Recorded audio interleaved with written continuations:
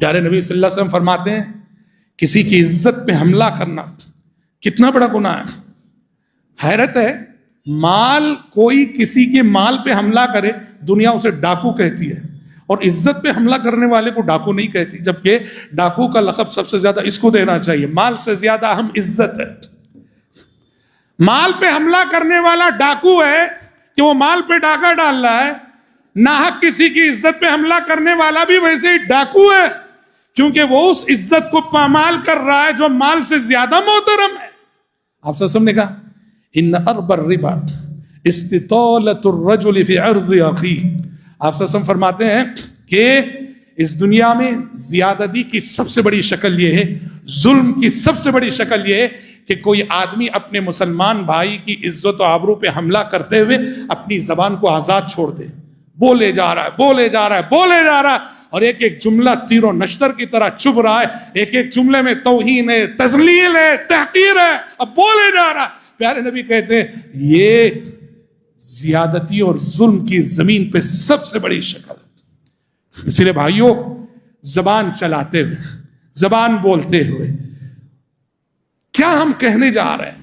آج کل معاشرے میں ایک خرابی بہت عام ہے، خواہ گمان کی بنیاد پر کسی پر تہمت لگانا، وہ بھی کس چیز کی تہمت؟ زنا کی تہمت، نعوذ باللہ، بغیر ثبوت کے.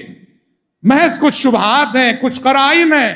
جبکہ یہ ایسا معاملہ ہے، شریعت نے کہا کسی کے اوپر اگر نعوذ باللہ تم زنا کا الزام لگاتے ہو کتنی بڑی بات ہے. کوئی آدمی نعوذ باللہ بنا شادی شدہ زنا کر لے، اس کی سزا 100 کوڑے ہے. لیکن اگر کوئی کسی پر زنا کا الزام لگائے اور پروف نہ لائے، اس کی سزا 80 کوڑے ہے، صرف 20 کوڑے کم.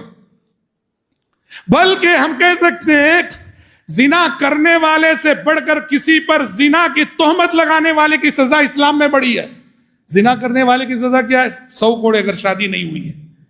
اور کسی پر زنا کی تہمت لگانا، اس پر کیا سزا ہے؟ 3 سزائیں. پہلی سزا تو ہے کہ 80 کوڑے مارو، اس کو 80 کوڑے لگیں گے اس کو. اور دوسری سزا یہ وَلَا تَقْبَلُوا لَهُمْ شَهَادَةً أَبَدًا. ایسا شخص جس نے کسی پہ زنا کی تہمت لگائی ہو، الزام لگایا ہو، زندگی بھر مردود الشہادہ ہوگا. کسی بھی میٹر میں شرعی عدالت میں اس کی گواہی ناقابل قبول ہوگی. ایسا شخص اگر کہے ہاں میں نے عید کا چاند دیکھا ہے، تیرا دیکھنا ناقابل اعتبار، تیرا گواہی دینا ناقابل اعتبار، چونکہ ایک مسلمان کی عزت پہ ڈاکہ ڈال کے تو نے اپنی زبان کا بھروسہ گوا لیا. رہتی دنیا تک ایسے شخص کی گواہی کسی بھی میٹر میں ناقابل قبول ہے. کسی مسلمان کی عزت پہ ڈاکہ ڈالنا یہ کتنا بڑا گناہ ہے. ہمیشہ کے لیے تم اپنا اعتبار کھو دو گے. اور اتنا ہی نہیں، اللہ نے کہا وَأُولَئِكَ هُمُ الْفَاسِقُونَ.